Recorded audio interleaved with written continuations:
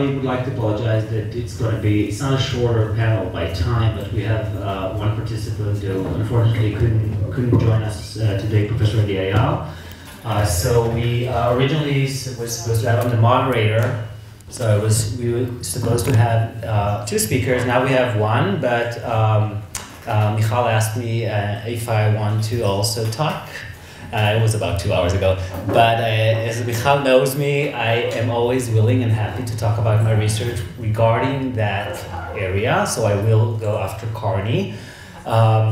The title of this panel was supposed to be Online Financial Regulation. However, as Carney and myself are not dealing with financial regulation, we will strike down the word financial and go to online regulation, which will be a little bit different from the other aspects of this conference. However, I'm sure you're going to enjoy it. So first of all, I'll introduce our first speaker. So Advocate Carney Chagall is a PhD candidate here at the University of Haifa Faculty of Law, writing on the reasonable algorithm under the supervision of Professor Nival Hinkeren. She is an attorney admitted to the New York, California, and Israel bar, and holds an LLM degree from Stanford Law School. She is a founding partner at Laxedale, a consultancy firm specializing in comparative research pertaining to law and regulation. And as I mentioned, the topics of Carney's talk will be: can an algorithm be reasonable, and what would that mean? So, Carney, please. Thank you.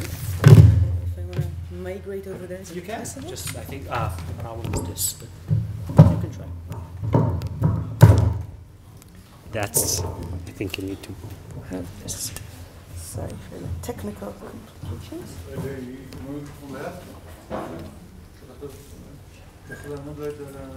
אני חושב שהיא תענות את זה להצבעה. מה? את זה?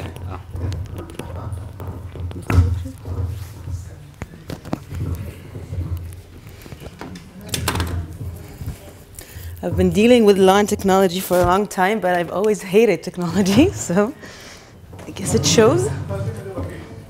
And the keys. Yeah, well? Okay. So thank you, everyone. It's a pleasure to be here. The last panel spoke about who needs to pay, but I'm going to speak about how do we know if there's any liability at all, if someone has to pay. And my research focuses mainly on physical damage caused by autonomous vehicles, by medical applications. However, it could be applied to economic loss, at least in those jurisdictions who allow recovery under negligence laws. Also, I wanted to say in advance that I am a risk-averse person. I do insure against everything, but today I'm going to do something very risky, at least for me. The half part of the talk will be controversial, I'm sure, but something that I've already written about. Would love to hear your opinions and have a lot to say about it, but I want to try something new. The second part will be a new paper I'm working on, and it's actually been modified this morning because I think I have an interesting solution for a problem, and I would love to hear your feedback. It's really important for me because the paper is being written as it is. Anyway, I think we can all agree, we all know that algorithms now govern more and more aspects of our lives. There are many fields where they're already better than humans, and others where they're expected to be better than humans, driving, radiology, other types of medicine as well. However, as we all know, they still do cause damage. And a very hot topic has been which tort legal framework ought to apply for AI systems, for self-learning algorithms, for those systems who are not predictable, are not deterministic, are not fully controlled by their programmer. By the way, I will call all these systems, robots and AI and self-learning algorithms, I will refer to them interchangeably, even though obviously there are different definitions, because there's a definition I like by Jack Balkin. He calls them all members of the algorithmic society. So I will refer to them interchangeably. Now, there is a quote I really like about trying to find the right liability regime for AI, for artificial intelligence systems, and it says trying to find just one solution would be both artificial and definitely not intelligent. And I agree. I think the context really matters. I think the system, the solution we would choose, or the tort framework that ought to apply, would probably be, dependent on context, on the sector, on this, uses of the same system could lead to different conclusions. However, if you indulge me, I would still like to focus on one very general framework, that of reasonableness, which I will address soon. As soon as we solve these technical problems. Either way, I just want to review current solutions, the propositions for applying or determining liability for AI systems. First, a general one, which I personally really like, is a no-fault insurance scheme. It takes into consideration the fact that indeed, at least certain AI systems are not very predictable, not very controllable. We still want them to be out there because they outperform humans, but it's more difficult to go back to the manufacturer and say, you should have done this, you should have done that, this is your fault. Plus also, if you think about it, another issue that has to do with these systems is the multiple of potential tortfeasors. For instance, with the autonomous vehicles that cause an accident, fault could lie in the manufacturer of the car itself, Ford. It could lie, if there's a different manufacturer of the computer or the AI systems, or different patches that were added along the way, the driver, the owner of the car, the pedestrian. So it turns out to be complex. And one solution, again, is, just like in Israel, we have with respect to car accidents, other jurisdictions have with respect to medical malpractice. Do not find the person or the entity who's at fault, but just, use insurance. Again, I like this proposal. In existing frameworks, the problem many times is of lacking funds. Victims get compensated, but to a very minimal amount. But also there's a problem of lack of deterrence, or lack of incentive for relevant players to improve the safety of their product. Other solutions that have been discussed could be placed on a scale. On the one hand, we have products liability. We have those that say, listen, these systems could be very complex, very sophisticated, but they're still a product. Someone designed them, someone manufactured them. Autopilot, to give an example, is a very sophisticated system. It replaces humans. It reaches very, very complex decision in split seconds. And for decades, it has been subject to products liability. So we should continue to apply products liability on other systems as well. On the other end of the scale is those that say, no, this is no longer a product, it's no longer a machine, rather it is very, very similar, and will get even more similar to a person. For instance, the European Parliament has suggested to consider granting legal personhood to robots of certain types. So this is the other end of the scale. Now, in the middle is where also I'm positioned, are those that say, listen, liability and everything will still be imputed to the manufacturers or to other entities, but to determine liability, we would look at the actions of the system, of the algorithm. For instance, there are many who suggest analogies from different types of principal-agent relationship, such as employer and employee. The notion here, which I think is very interesting, is that just the same way an employer does not fully control his employee, it can dictate, you cannot do this, you can't do this, but it cannot fully control or anticipate its actions, but it would still be vicariously liable if the worker acted wrongfully. The same way, the manufacturer of an algorithm could be liable if the algorithm did something wrong and unlawfully. But looking at the behavior of the algorithm, how do we analyze that? And here is where my proposal stands. I propose to look at the reasonableness of the algorithm itself to determine liability. And what do I mean by that? I mean, I know many of you, probably most of you, know much more about me and anything to do with finance and economics, etc. I don't know if you remember tort law, so just very, very briefly, to establish, to establish negligence, which is, the most common tort framework to apply to causing damage, you need to establish 4 elements. One of them is the breach of the duty of care, and everyone, I don't know if most of you are lawyers is there anyone not familiar with the concept? General, very basic concept of negligence? Okay, great, sorry. So, to breach the duty of care, it has to be shown that the person or the entity who breached it acted unreasonably. A very vague and complex term that is generally assessed either on a normative level, meaning what do we as society want people to do? How do we want to direct their behavior? Usually it's based on an economic analysis, meaning if the wrongdoer could have taken measures to minimize the damage and they were economically feasible and he didn't or she didn't, then it was unreasonable. The other method for assessing reasonableness is a more practical, probably easier one, used by the way in the medical field, a positive one, meaning what would others do? So if a doctor chose one treatment over the other and it caused damage, the way to see if he was reasonable or not was to look at other doctors, what would they have done?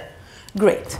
So my proposition is, and again, I know it's a bit controversial, but because algorithms are now replacing humans, doing the same things, and potentially causing the exact same damage, why not try to apply a very similar tort framework to them as well? One that focuses on the reasonableness of the algorithm. Okay? Not the programmer of the algorithm, but the algorithm itself. So I know it raises a lot of intuitive questions. I will try to touch upon them briefly, but this still belongs, to the first part, and I would really love your thoughts even more in the other part. So I'll do it briefly. I would love to hear questions about that. The notion of the reasonable algorithm is something I thought of actually a few years ago, and I received many, many responses, for instance, but there's a person who programmed the algorithm, so let's look at the reasonableness of the person, not of the algorithm. Or, someone has to pay damages to compensate the injured and to cause deterrence and get the product's safety improved. So if the algorithm itself will not pay from its own pocket. So I received a lot of criticism on how could this make sense and why should we even think on that. I will talk about it again. I will try to talk about it briefly, but would love to hear more questions. So again, the first response was, it is not a human. We should not look at it as a human. And you do have the human. You have the programmer look at the reasonableness of the actions of the programmer, not of the algorithm. And it turns out that even though I assume that in many cases, if the programmer was reasonable, then the algorithm's decision would also be reasonable.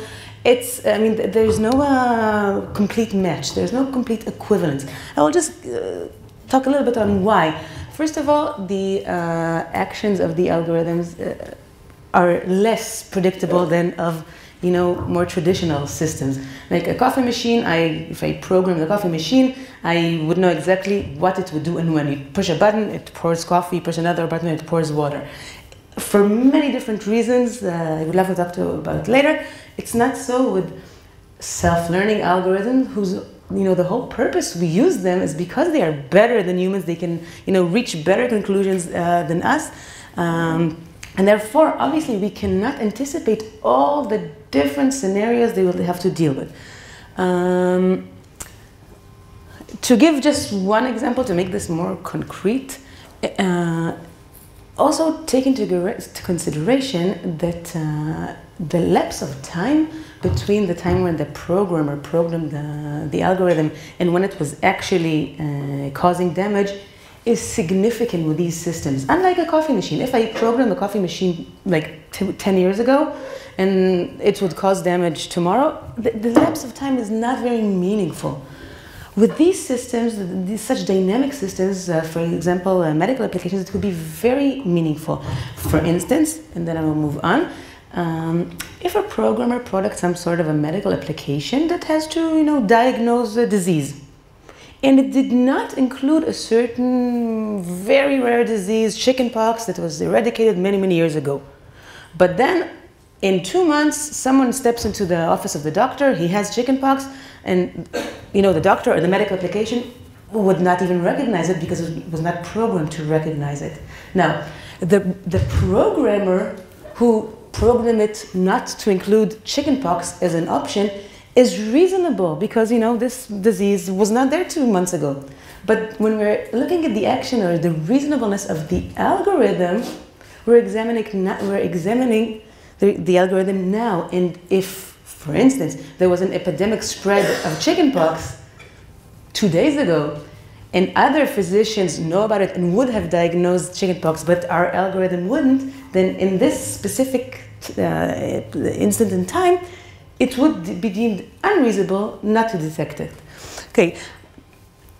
Again, I would love to talk about it more in the questions about why should we even do it, what are the advantages.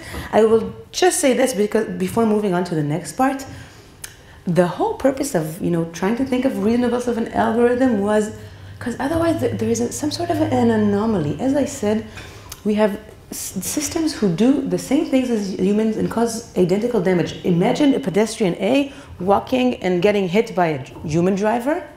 Okay, he would then be subject, in Israel it's like a different, but to in general to the negligence tort framework, whereas pedestrian B would be hit by an autonomous vehicle. What would he be subject to?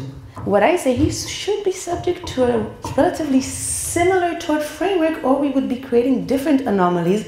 One of them, the most simple one perhaps, is inequity among victims. Why am I, who suffered the same injury by a vehicle, would be subject to a very different legal proceeding with different costs, different chances of or likelihood of success than another pedestrian who suffered the exact same damage only by a driverless car, another car. It's very open. I see that some of you are not really following, and I'm not sure whether should I spend more time on this before trying to convince you with the next step, which would be, okay, assume that you think that assessing the reasonableness of an algorithm could have merits. The real question, a question I was eventually asked by judges, okay, fine, but how do we do it? How do we know how an algorithm is reasonable? So let me continue to that part. As I said, with humans, it's not easy. Judges will tell you it's very difficult to determine reasonableness. But usually, practically, it is done based on comparison to others, the reasonable person, or the reasonable physician, or the reasonable lawyer.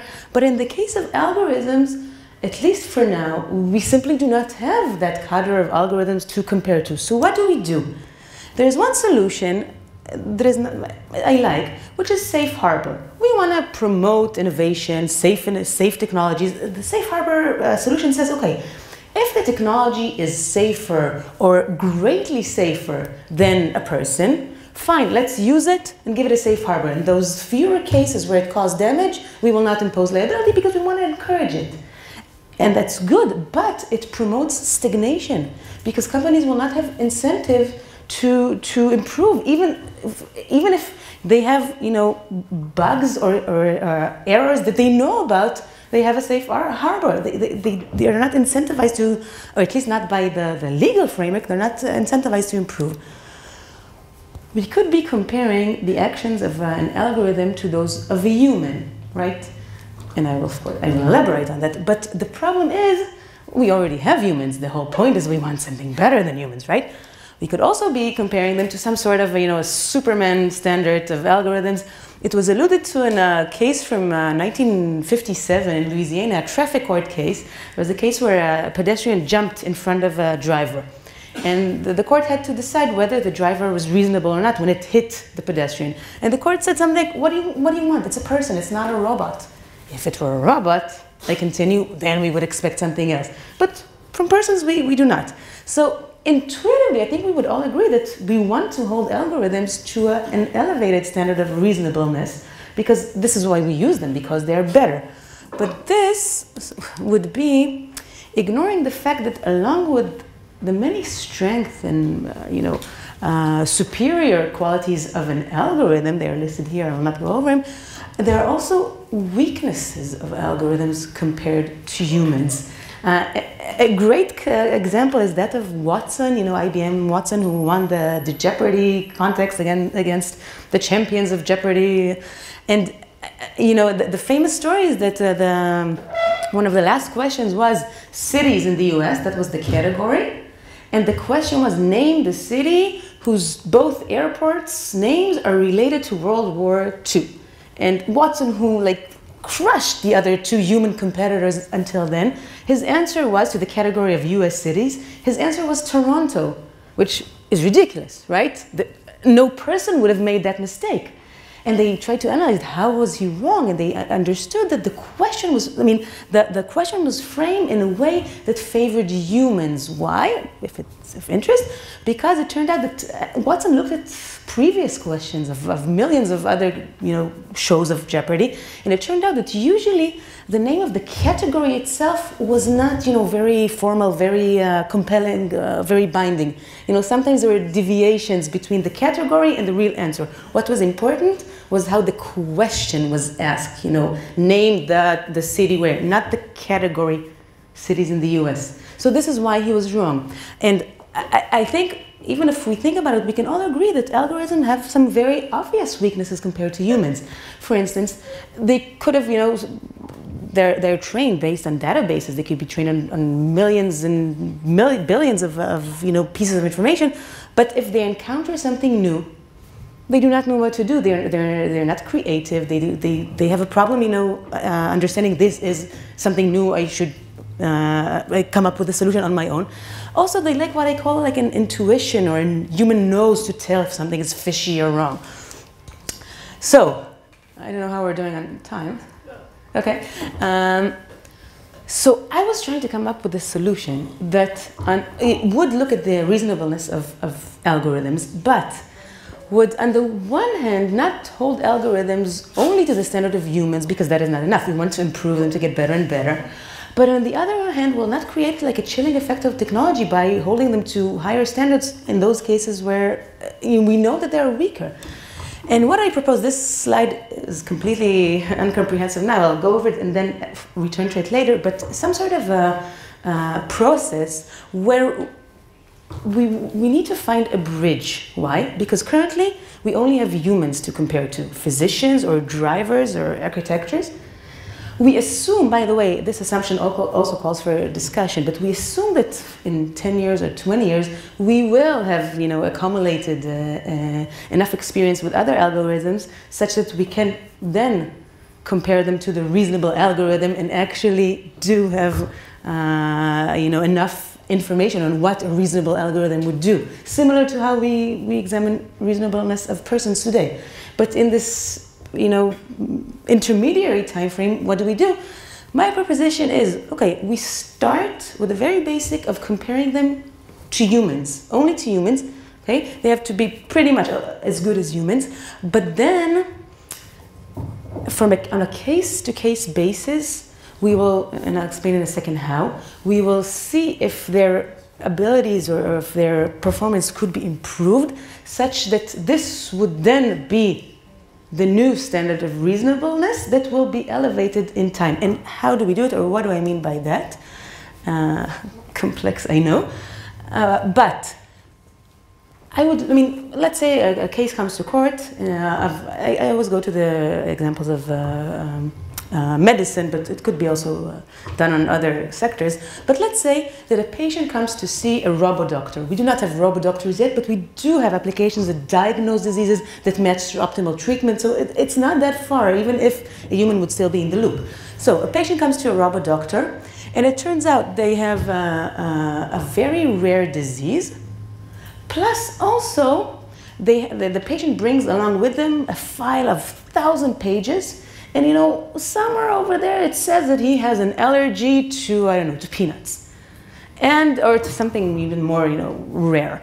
And the physician, first of all, he misdiagnoses the rare disease.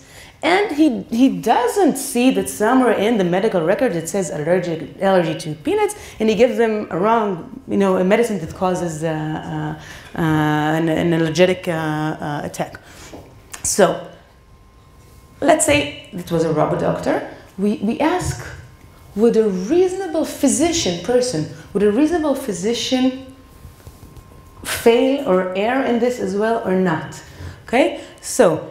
If, for instance, a flesh and blood physician would also be wrong, let's say it's a very rare disease, most physicians don't even know it, on one. Also, the patient brought 1,000 pages long record. No physician would actually stop and read 1,000-page long record. So, like flesh and blood physicians would not be able to either diagnose the disease or find out that he was allergic to peanuts. So, if a person would also err, then what I suggest is that there will be no liability. At this first, level, this is my only requirement. It's very simple. It's equivalent to that of humans, right? But we would then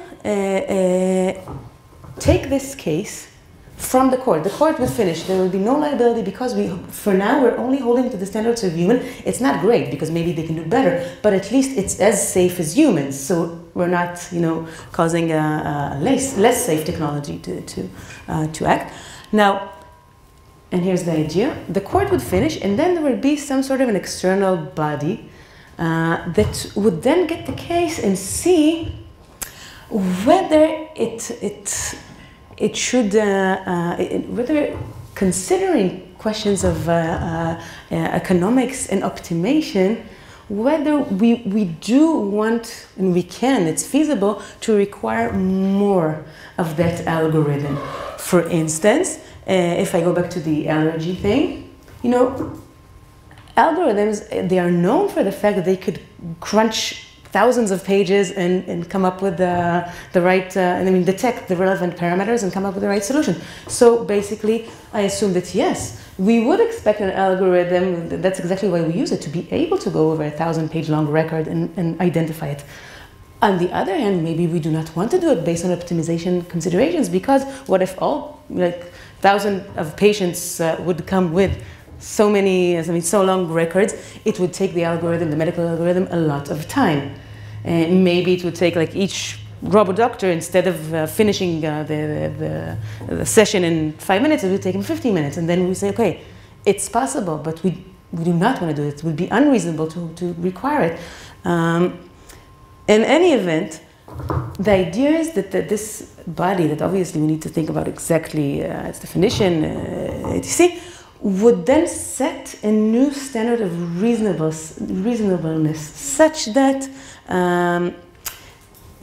it will be a very dynamic process, that we started off with a standard of a reasonable person, but case by case, the standard is elevated. I have much more to say about it, but it's getting a little bit technical. So, what I will say, just for 2 last slides, I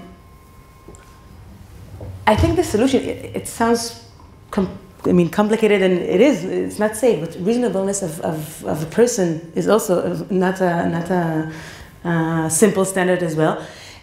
Courts already know how to compare to humans. Okay, they have a very difficulty when trying to compare to AI systems, but they already know how to compare to humans. So the court's job would be relatively, I don't know if easy was the right phrase, but similar to what they already know. At the same time, this process would be very dynamic, such that if there are improvements in technology, then we would eventually and consistently demand higher standards of reasonableness by algorithms, and companies too will have an incentive to improve it, because the initial standards will no longer be enough. Of course, there are many challenges, and as I've said, it's something it's really work in progress.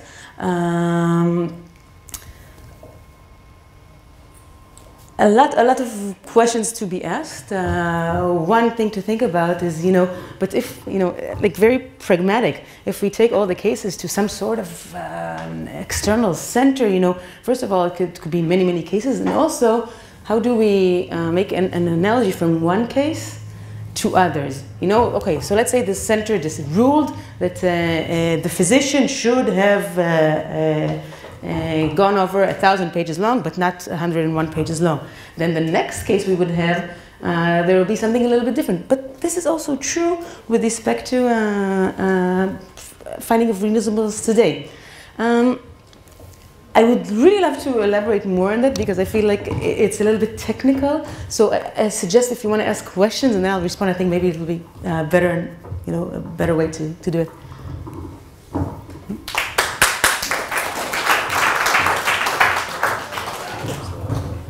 Thank you, Carl. So we'll take a few questions now, Q&A, while it's fresh in our minds. So you're welcome to ask.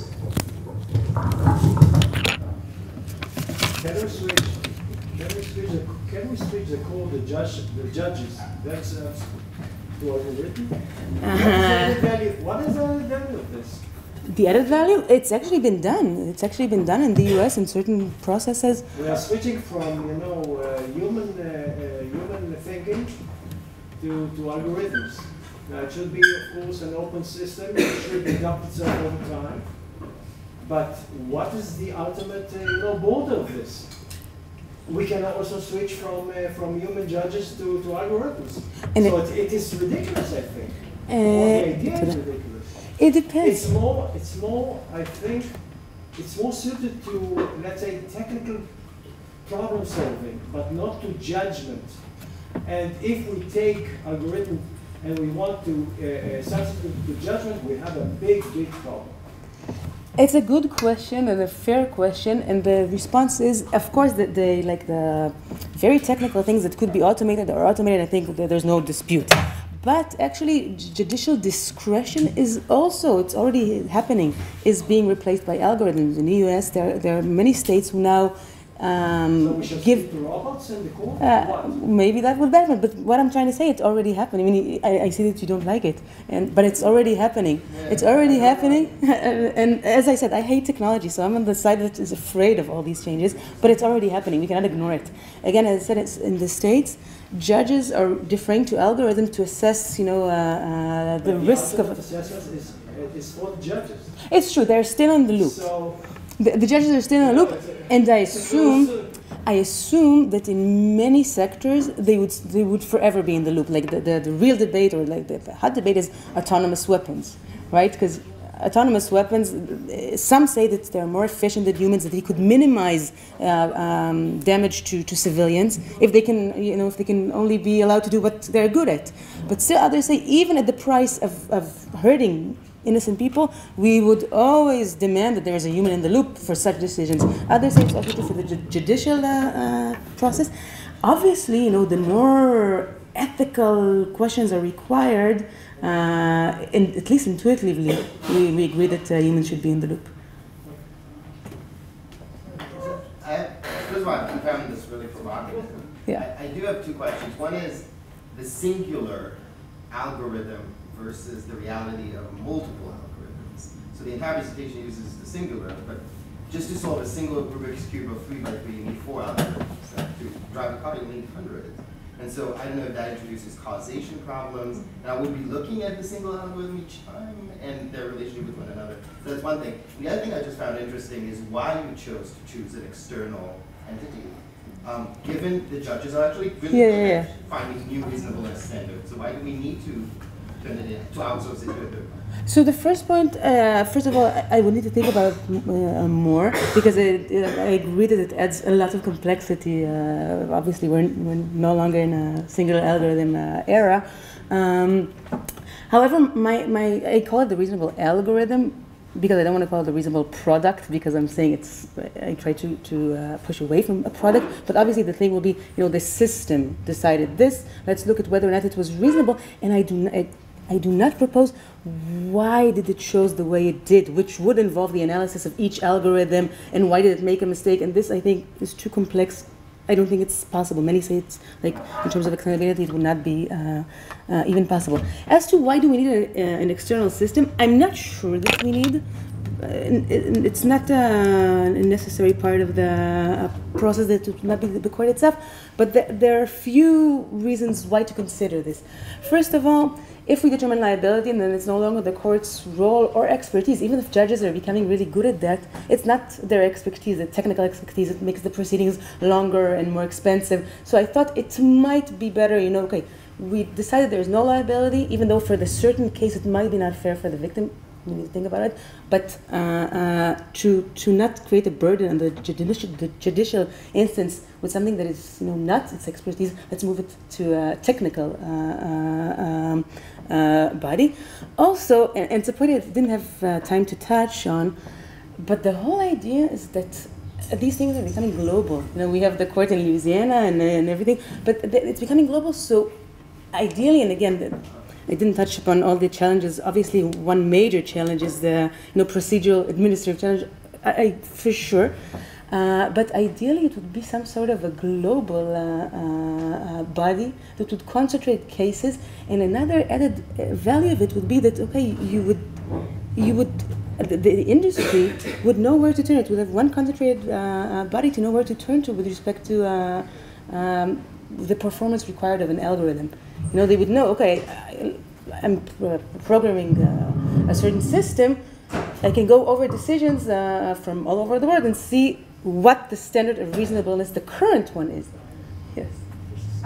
So I didn't get to watch the entire presentation, but this is, I'm familiar with a lot of the work in this area. So for a couple of things, Asaf's point, Dan Gahan's work in professional decision-making is really quite excellent in showing how judges are better than lawyers, are better than law students, are better than lay people at making unbiased decisions and assessing in a given decision-making scenario, setting aside their biases and having consistency on their thing, which might be relevant to kind of the idea that an algorithm would replace a type of professionalized judgment like judges. The other part about this would be, I would say it was informed by Tom Tyler's work on procedural justice, because what you kind of, I don't know if you discuss it and I missed it, but the thing that really strikes me about this is that if you did replace something, although it might have an economy of scale and it might have global application and it might have all of these benefits, that what you miss with an algorithmic application is a human feeling of process and a human feeling of being heard, which people really link to a feeling of legitimacy and compliance, and then in turn, relate it to their compliance with the law. And so if you make something too automated, you might lose that, and that's part of the human being in the loop that's underestimated. So I think I wasn't clear enough, because it has to do with both of your questions. The idea is that in terms of liability, the court would determine liability as a normal case. It would simply compare to the reasonable person or physician, as it did, the both parties will be heard, procedural justice will be served. The role of this external body, which we can debate, and I'm not even sure whether it should be an external body or not, but I think it should, but I'm not positive about it. The role would not be judicial in any sense. It would create a standard. It would create, okay, from now on, this is a reasonable standard we're expecting. It's like a sort of, standard setting, yeah, the entity. It just strikes me as a little bit like the sentencing guidelines that we have in the US for sentencing criminals. I don't know if you're familiar with that, but there was a huge study recently by Julia Angwin at ProPublica that basically analyzed how all of the sentencing guidelines and algorithms that are used, because they involve the input of actual data, end up being incredibly racist and incredibly gender biased and incredibly age biased. So youthful people, because they simply have longer to live, are more likely to reoffend and so get much higher ratings than really frequently violent criminals that have long rap sheets but are getting out of jail at say 65, but they immediately go and reoffend, and they could do post-hoc, anti-hoc analysis and just be like, oh, we rated this person a 3 and they immediately reoffended, and we rated this person a 9 and she never reoffended, even, you know, and so there was a lot of, it just, that seems really relevant to kind of like the setting of a standard or a recommendation to a judge, because those sentencing guidelines are usually followed very closely by judges. I think here, well, I need, of course, need to think about it for sure.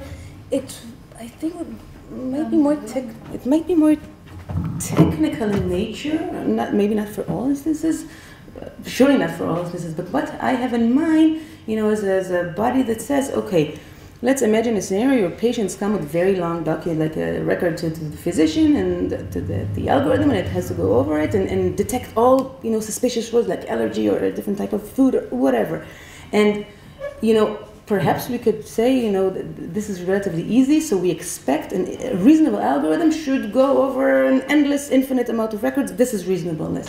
But what, maybe, I don't know, maybe we would say it doesn't make any sense because it would still take time. If there are many patients, all of them have, I don't know, 1,000-page long record, maybe the standard, like the optimum technical standard would be, okay, so long as the record, the medical record in this particular case is limited to 100 pages, then the algorithm should review it. The problem is it's very case specific. I agree. They would have to discuss different circumstances, but that's also true, you know, when comparing to the reasonable person, the general.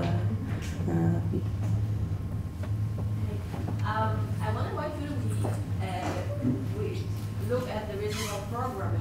I mean, the person behind the algorithm, which maybe made an error or not. Maybe you can elaborate. Yeah, we'll elaborate. I tried, but I think I was trying to get to the other part, and I need to explain it much better.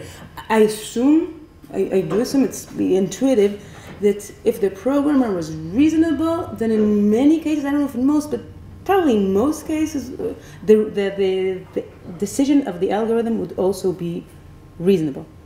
But it's not equivalent. Why? Because when we're looking at the reasonableness of a programmer, we're seeing, you know, what alternative programming alternative he had compared to other programmers in computer science. Obviously, if he programs medical applications, then he also has to know, you know, to have familiarity with the medical field and consult with doctors. But still, we would see what other programming alternatives he had. When we look at the reasonableness of a medical application, if we compare it to other physicians, because that's what it does, it provides medical services. I don't care how it was programmed. I want to compare it to what's reasonable in the field of medicine. It's a different comparison. You know, what would other doctors do? What other medical alternatives he would have? This is one aspect. The other one I was referring to was, the time lapse.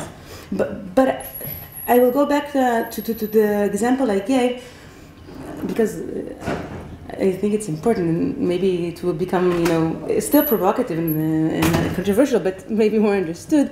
Again, someone comes to a physician with a very rare disease, but like 2 weeks ago in Japan, people started having this disease. So physicians already know about this disease.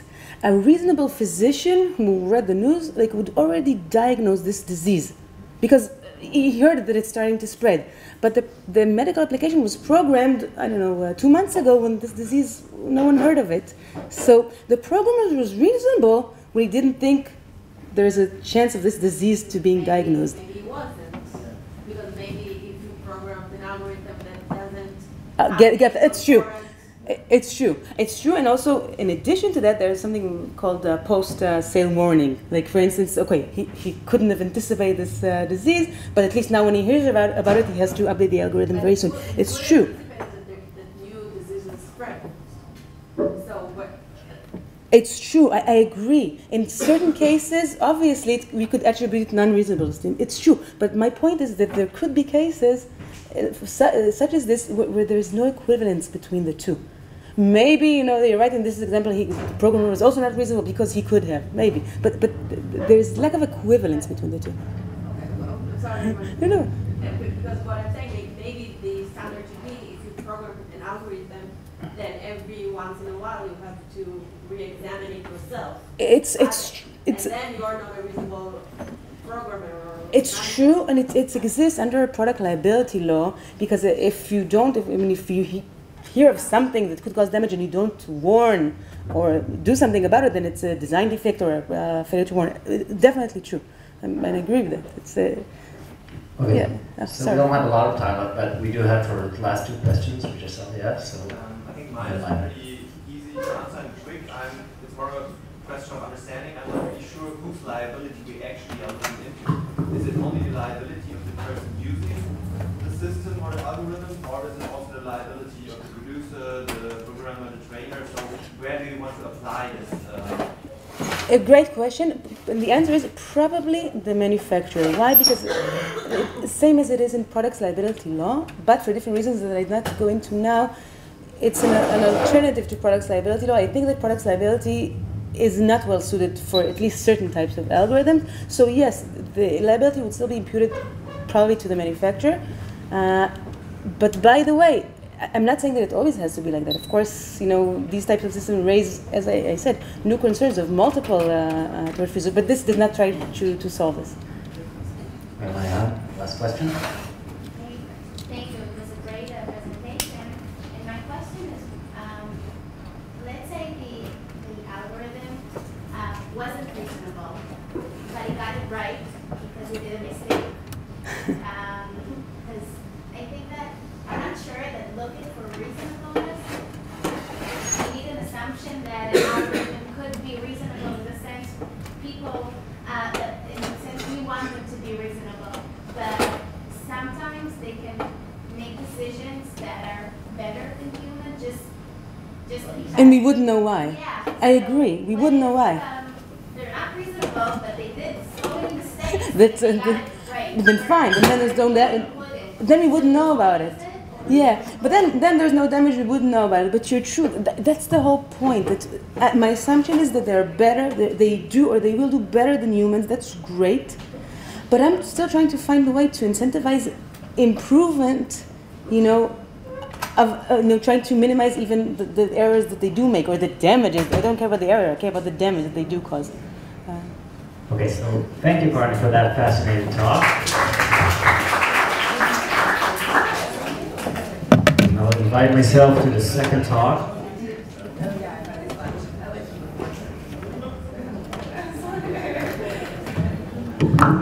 Okay, so where does this go? Unlike Carney, I love technology.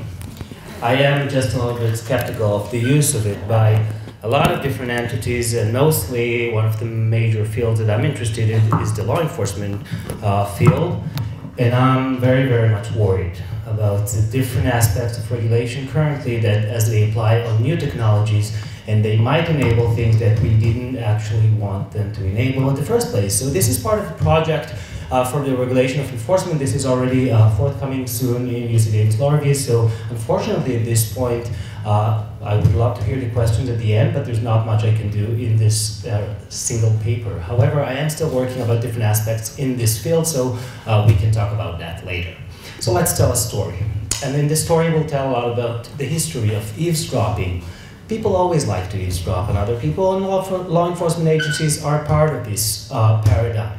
And when they started to have new technologies, new communication technologies arriving, like the telegraph or the mail or the phone, things have changed for law enforcement agencies. They had a new goldmine for information. And when you don't have proper regulation to safeguard those who communicate, then you can access them freely. At this point, federal regulation, and this is, I apologize, this is generally only a US-based research. We can talk about other aspects of it later if you want, other than the Israeli regulation forms. At this point, a US scholar would have to ask itself whether or not the Fourth Amendment applies on these types of communication when the government tries to access them. And when you look into the Fourth Amendment, it grants the right of the people to be secure in their persons, house, papers, and effects against unreasonable searches and seizures. And if you want to access that information and you fall under the Fourth Amendment, then you have to get a warrant as required by the Fourth Amendment. So at that time, roughly at that time that this technology emerged, there was a very, very famous Harvard Law Review paper, which you probably are familiar with, which is called The Right to Privacy by Warren and Brandeis. And At the same time, they called for the right to privacy. They located it within the law, but they said that we might need to find specific regulations for it to have a better protection of it. So the reason I'm telling you this story is because one of them, Brandeis, was later a Supreme Court judge, and he sat in one of the most famous cases relating to wiretapping. So this is Roy Olmsted. He was a bootlegger in the duration of Prohibition in America. So he was wiretapped without a warrant, without not falling under the Fourth Amendment, and the Supreme Court had to decide whether or not this wiretapping falls under the Fourth Amendment. In this case, Brandeis, who wrote about the right of privacy, was dissenting. He said that it should, but it didn't, because the Supreme Court eventually said, well, wiretapping is generally permissible under the Fourth Amendment. So if you don't have another statute, another law which prohibits it, then tough luck. 1938, Congress does enact something which is called the Communication Act of 1934. It does place some restrictions on the use of wiretapping, but it does not rule it out for law enforcement agencies, so I will not take it as part of a consideration. Moving forward in history, 1967, this guy is called Charles Cutts, one of the most famous cases in privacy, one of the most important ones, if not the most important, by which the Supreme Court has had to decide whether or not this guy, which was a bookie, he was placing calls for different types of gamblings. He's using a telephone booth in a public sphere, and the police, the FBI in this instance, is not using the telecommunication provider, not the phone service provider, but rather they're using something which is called a bug. You know that from movies. You place a microphone in the outside of the phone booth, and they can hear whatever goes inside. Now, the question was, if you remember, the Fourth Amendment was whether or not this Charles Cutts had a reasonable expectation of privacy. And this is the case where the Supreme Court had decided what a reasonable expectation of privacy is. So the test was, and it's a subjective and objective test, whether or not Charles Cutts has a subjective expectation of privacy, and whether or not we as a society objectively are willing to allow this to be reasonable enough. This goes with the reasonable algorithm, so we have reasonable expectation of privacy. Now this test is really important. Why?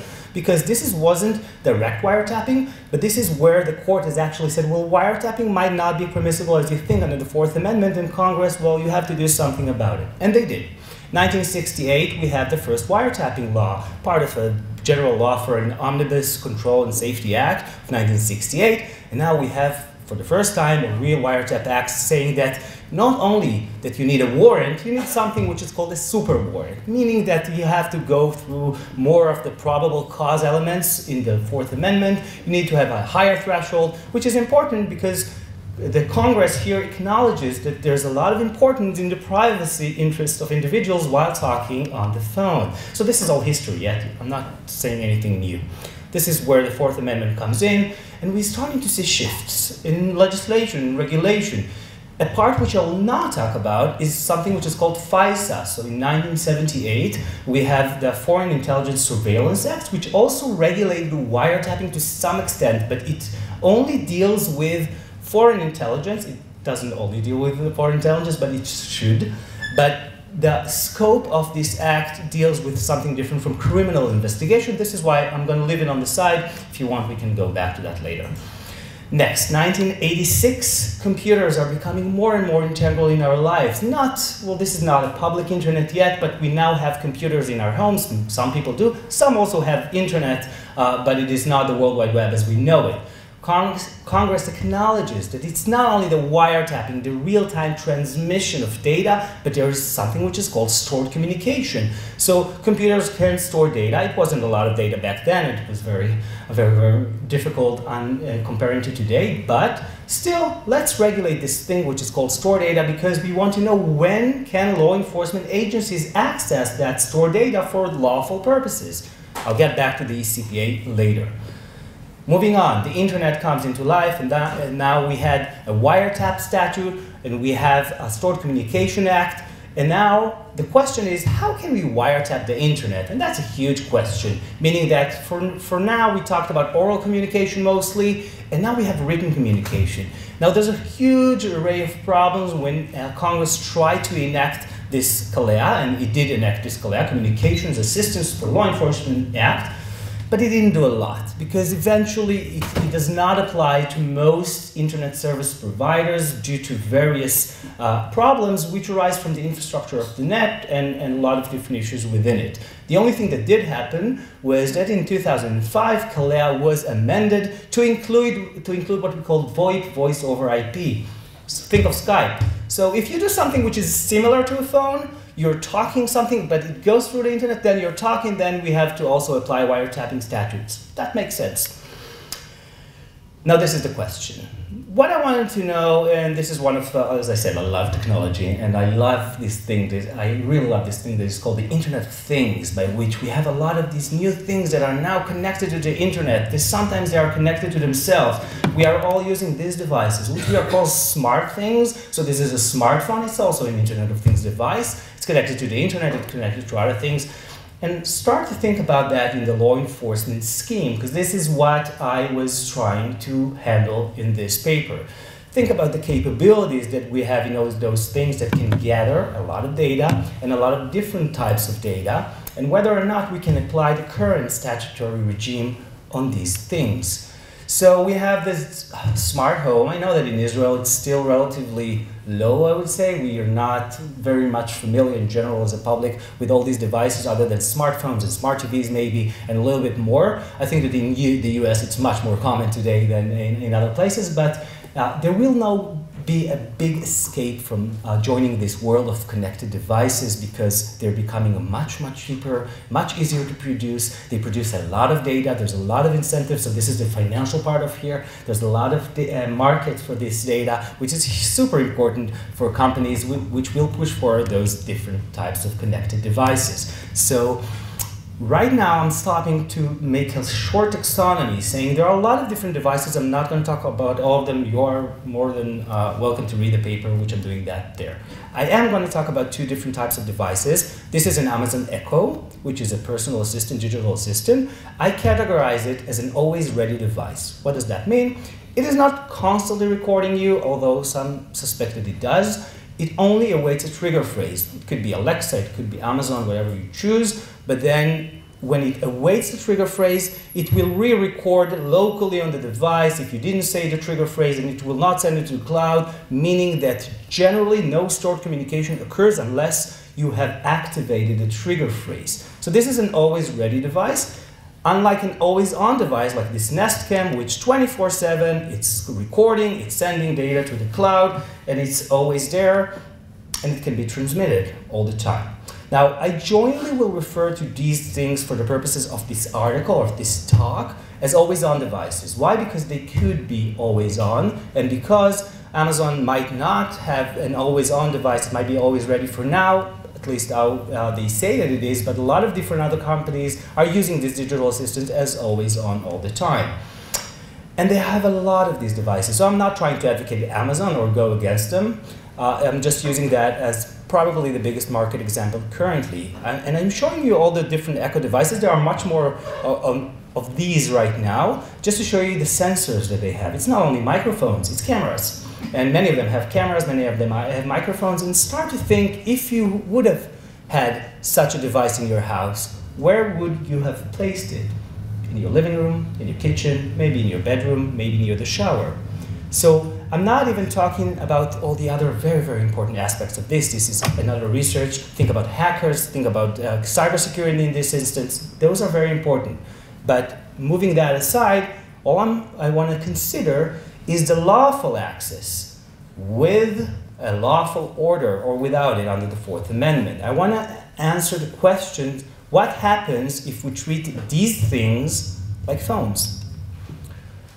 So we have started to see the use of especially stored communication, especially in the US, and that's obvious from obvious reasons. So we've seen that for better or worse, people have used the information stored by our different devices. And yes, I talked about Alexa, but think about your Fitbit, think about your smart clothing maybe. There's a lot of smart things around here right now. So you can use that to prove against or for murder, rape allegations or murder allegations. There are a lot of different instances by which sometimes law enforcement agencies just sought to get a subpoena, meaning that they get all the stored communication. Sometimes it was directly from the company. Sometimes these companies refused. Amazon is a good example for a company who refused unless the defendant consented, and he did consent in this specific case. So this makes sense. They have always used, since we have stored communication to resolve crimes when they are occurring and they have knowledge of.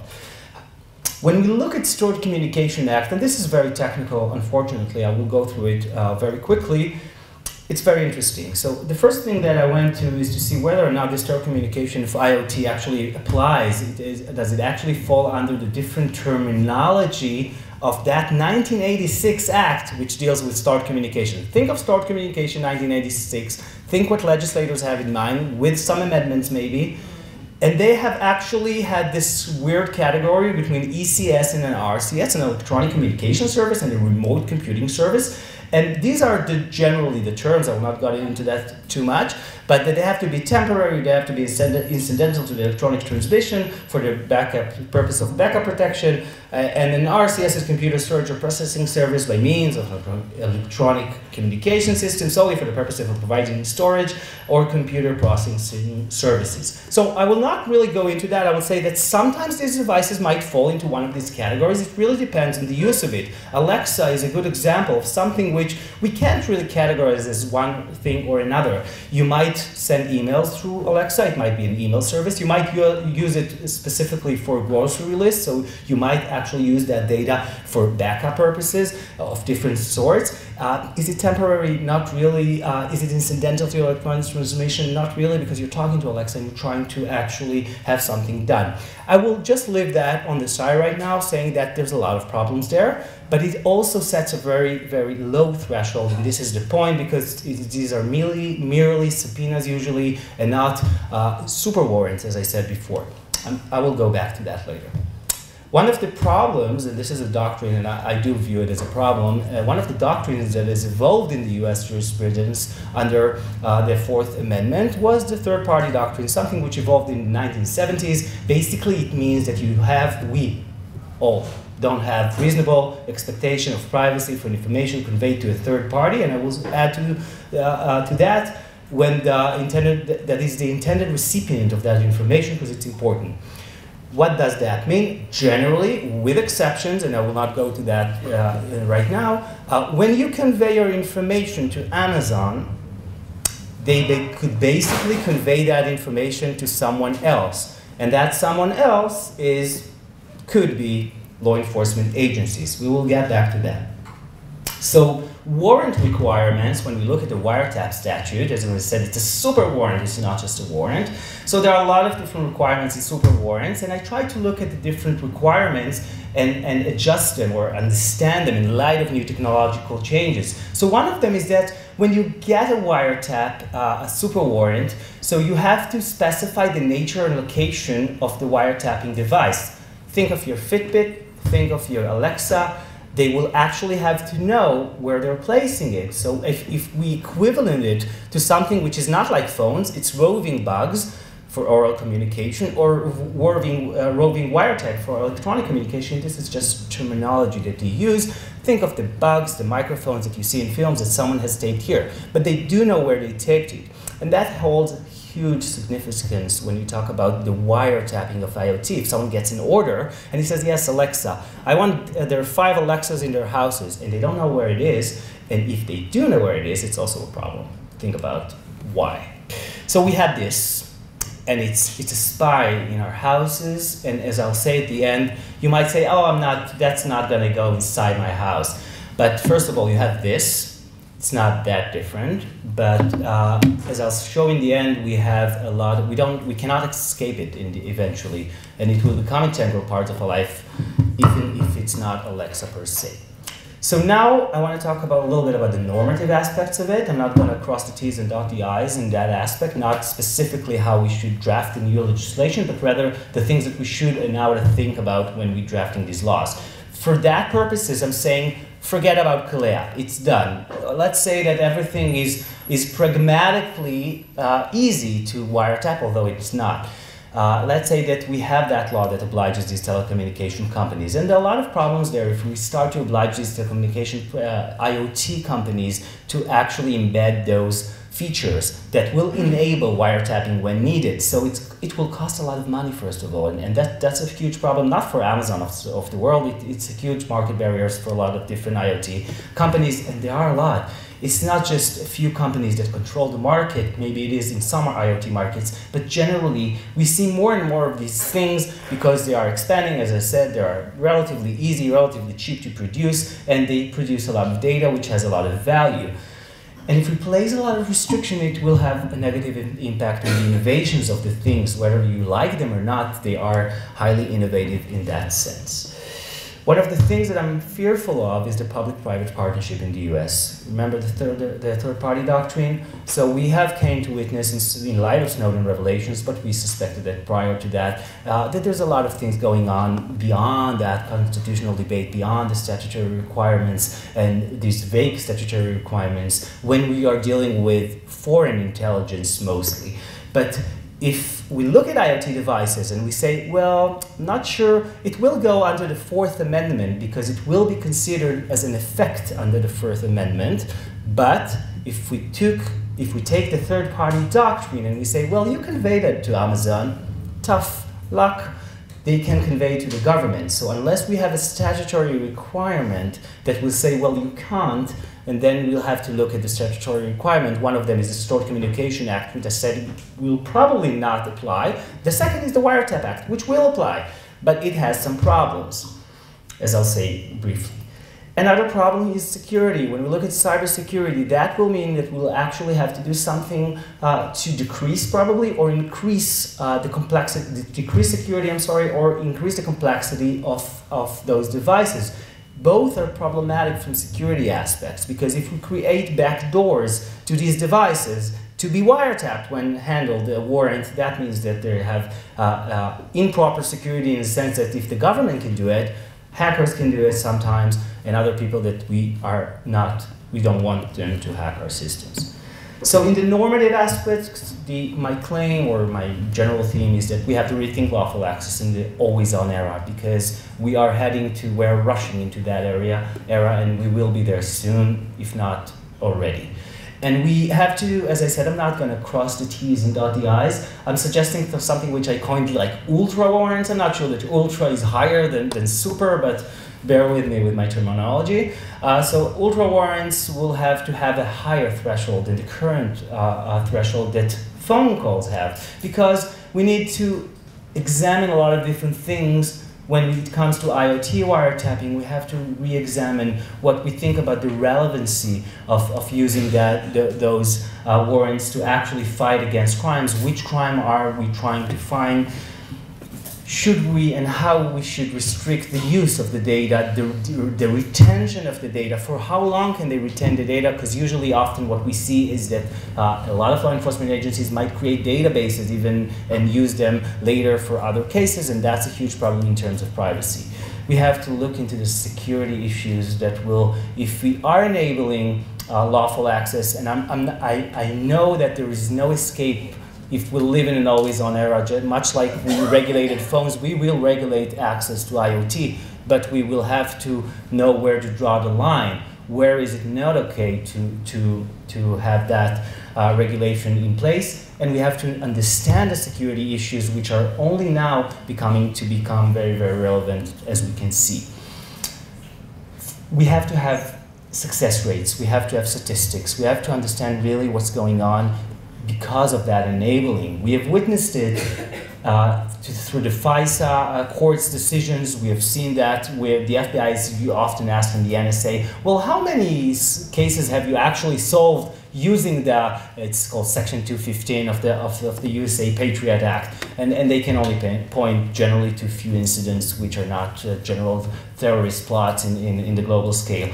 And that would have to re-ask the question of the trade-off between, okay, we really want to feel safe here in the national security, personal safety, that's very important, but we do want some form of privacy and other human rights and liberties, and the trade-off is not worthwhile if all that wiretapping of all other things that we wear all the time will actually lead to mass surveillance of everyone all the time without even protecting us. So this is the general thing that we often say in academia, so we need to have more oversight and more transparency. I'm not saying that to say that it's not important, it is. But I'm saying that in this context, because we do know that the FBI, for example, is doing something, or legally doing, by court orders, doing something which is called car tapping, meaning that they can wiretap the car. And there's a lot of controversy about that, so I'll not get into that right now. But they have a lot of warrants for smartphones.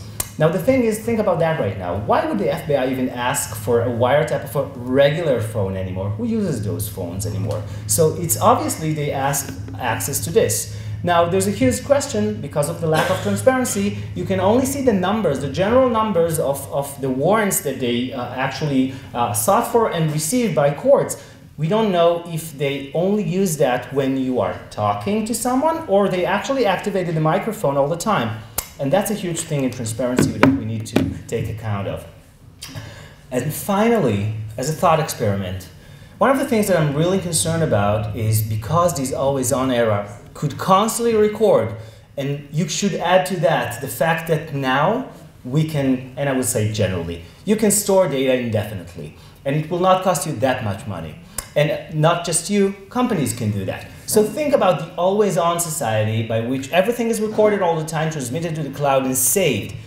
Who needs warrants for wiretapping anymore? Only you need is subpoenas for stored communication a second after that transmission occurred, because that's just like getting that in real time in a short delay, but not having to withhold all the threshold, the legal threshold that are supposed to protect our privacy.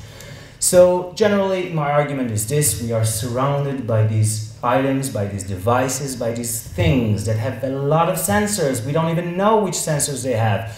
And they could constantly record things that we're doing, whether by their microphones, by their cameras. It's going to be in the cars that we're going to drive, not even autonomous cars, the smart cars that we're already driving today with the microphone, with the internet-enabled devices. And it's going to be in the smart world, which we cannot escape, because this is the way that the path that we're currently heading. So generally, I would say 4 things. Talking about new technologies, IoT in this instance, we have to rethink what we think about what search really means, and what is a reasonable expectation of privacy for us subjectively, for society objectively. We have to rethink what stored communication means in an era where wiretapping could be actually stored communication in short delay, and we have to bear all these in mind when we are drafting new legislation dealing to do with law enforcement. So, that's it. Now questions? Yes? This is great. I'm going to make a really controversial statement and say that your smartphone and the way that you're talking about it is really becoming more and more actually reversing in its ability to itself be any of these IoT devices for them themselves to be any type of storage device, and not simply transmitters to the cloud, which is in fact just a server farm. And so, in fact, the only thing that is irrelevant for like a stored communication is the server farm, is the cloud, which is where you direct your warrant, not the IoT itself. And so, for example, in a CATS-like situation, I think that what you'd imagine is that the phone that you pick up, like my iPhone, they are increasingly shrinking the amount of and my computer, they're shrinking the amount of local storage that I have on my computer. Instead of it can make it for so long, it's just more and more and more. And now they want you to buy into a subscription-based cloud server so that you can have access to your data everywhere. But that means there's less and less that's stored on my actual phone. Of course, there'll always be RAM, there's always going to be stuff stored in memory, there'll be some localized hard drive space. But if we imagine this going to some point just being that there's ubiquitous internet, so everything is stored through external servers hosted wherever. Increasingly, your phone or your computer become just like an old-fashioned telephone. They just become a way of a conduit to referencing another point. The servers become like an answering machine or something that tapes your calls all the time, or keeps track of all of your stuff. But if you kind of think about it in that way, it kind of answers the problem of where, or it kind of reframes the problem of how to think of a stored communication and where you would target a warrant and who the companies are that you're going to be concerned about keeping your privacy. If you can root around the problem of a password-protected iPhone and just go straight at the iCloud storage to get all of the information, then you don't, like with your warrant, then that's like, those are two different sets of problems. And there's two different parties that you're fighting against that might have two different conceptions of what they're willing to put up with or push back on in terms of privacy. First of all, I agree that it's not that controversial in the sense that I love that comment, and I think it's much more complex and it's going to become much more complex. I don't fight against the fact that I think that we are already moving into the cloud, and that would mean that in stored communication, at least, yes, the person who will get that is not, it's the service provider. It's Amazon, and that's what they got in the stored communication access anyhow. But it applies similarly on service providers, and I think that's the general aspect of it.